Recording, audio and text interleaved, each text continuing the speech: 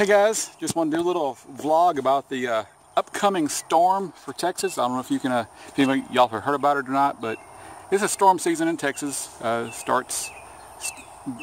Storm season starts somewhere around June 1st and runs through November. So I got my little, I stopped the store and grabbed a case of water, got my backup battery for my computers and stuff, in case the power drops. It's not really going to be a really bad storm. It's mainly going to hit Louisiana.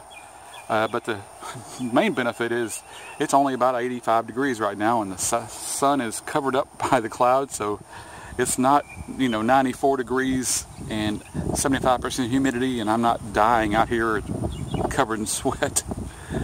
So yeah, just wanted to give you this little update. Most likely we will have a lot of heavy rain Thursday and some rain on Friday, lots of winds, and might even lose power for a few hours or a day or so. But this is typical for Texas, so we're used to it.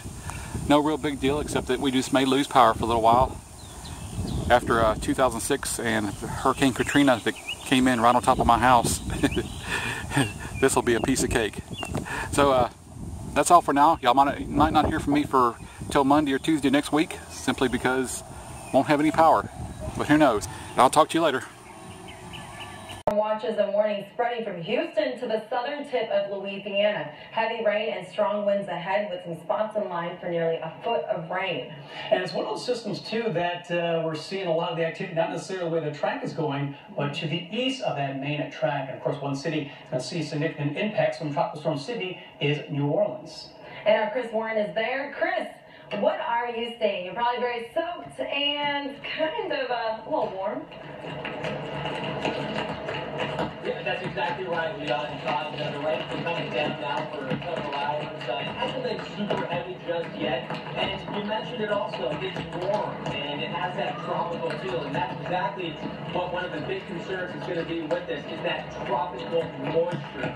New Orleans, Louisiana, can deal with rain, but when you get a lot of tropical rain, this very heavy rain that does come down in a hurry, we do end up dealing with potentially some flash flood issues. All right, well, thanks so much, Chris. We are going to now turn attention to the former director and head of the National Hurricane Center, Dr. Rick Nehm.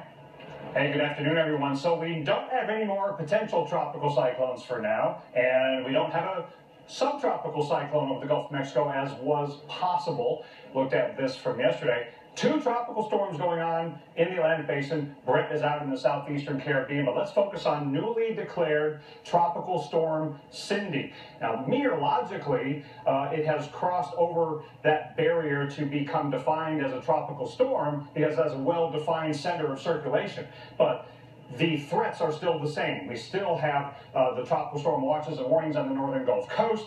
We still have the threat of very heavy rainfall. So what you were hearing us talk about yesterday, those are still the hazards in play. The system is stationary right now. We never like to see that with a large, sprawling tropical storm that's not moving. That means when rain starts falling in a particular area, it might fall for a long time. I do think this will start moving to the north toward the Gulf Coast, but right now, not moving much. Maximum sustained winds at 45 miles an hour, and you see most of the winds and the rainfall are well to the north and to the east of the circulation center. See that upper level spin in the northwestern Gulf of Mexico? That's an upper level low that is entangled with Cindy, that is also causing this lopsided appearance to the tropical storm, and is going to also prevent it from strengthening very much by imposing a lot of wind shear. You see all that upper level flow going off to the north and to the east. There's the well-defined circulation center over the Gulf of Mexico. We can zoom in and take an even closer look here on the GOES 16 visible imagery. There it is, clear as day. The thunderstorm activity is not obscuring the center at all. Anybody can find where the center of circulation is there, right there in the middle of the screen there in the middle of the Gulf. But again, all the thunderstorm activity off to the north and to the east, and it's already raining on the northern Gulf Coast, and this is just the beginning. So this is why that appearance, that lopsided structure, this broad area of rainfall and wind extending well to the north and east of the center, makes the cone not very useful at all for telling who's going to get what hazards. This is just a depiction of generally where the center of circulation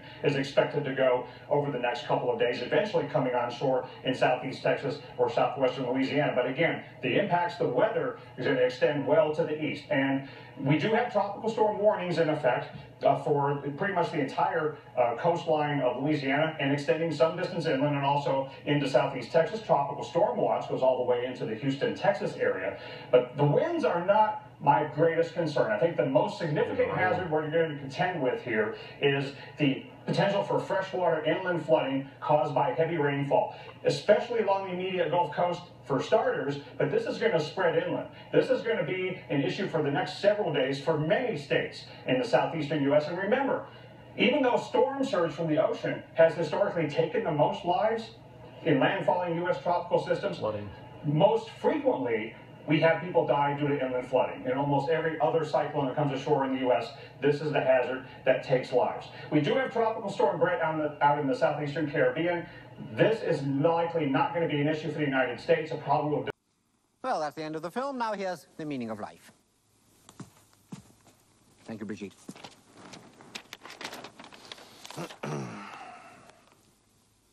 Well, it's nothing very special. Try and be nice to people, avoid eating fat, read a good book every now and then, get some walking in, and try and live together in peace and harmony with people of all creeds and nations. And finally, here are some completely gratuitous pictures of penises to annoy the censors and to hopefully spark some sort of controversy, which it seems the only way these days to get the jaded, video-sated public off their fucking arses and back in the sodding cinema. Family entertainment? Bollocks. What they want is filth. People doing things to each other with chainsaws during Tupperware parties. Babysitters being stabbed with knitting needles by gay presidential candidates. Vigilante groups strangling chickens. Armed bands of theatre critics exterminating mutant goats. Where's the fun in pictures? Oh, well, there we are. Here's the theme music.